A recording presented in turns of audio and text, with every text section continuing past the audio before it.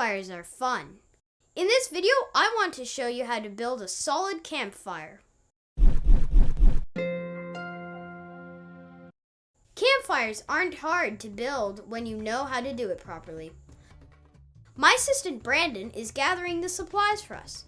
So here's what you'll need. Something to light the fire with, newspaper and cardboard, dry kindling, and logs.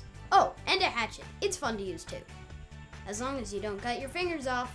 The best way to get kindling is to find dead branches on trees and chopping them off.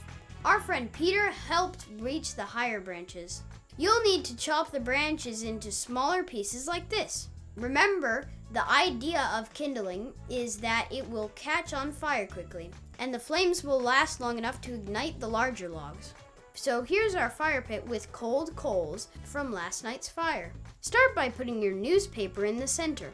Add a stack of your smallest kindling on top. It doesn't have to look neat, just pile it all together and make sure the air can get in. Now stack the thicker branches 2 at a time on either side of the small branches. As you build each layer, put the branches facing the opposite way. This is called a log cabin.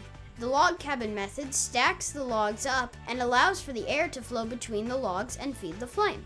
As you get higher, bring the logs closer and closer, then cover the top area with some of the leftover small branches. The arrangement of logs looks ideal for starting a campfire. You haven't put any of the big logs on yet. We'll save that for when the fire is burning well. Now for the fun part, lighting it up. Use your lighter to burn the newspaper underneath. For safety, always light the section farthest away from you first, so then you aren't reaching over the flame to light the other parts of the newspaper. So here we go. We've got a nice flame burning, and we can now bring in the bigger logs. Lay them on top carefully, keeping your hands away from the flame. Position the logs all facing in the middle, like a teepee.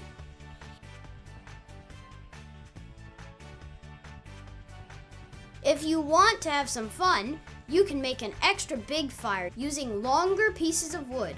But remember, it's important to have water nearby already, in case your fire gets out of control. Now you're ready to make your own campfire. Go have fun, be safe, and roast a marshmallow for me. Remember to check out our Quad Squad channel for other fun videos and to subscribe to our channel. Thanks for watching my video. Bye!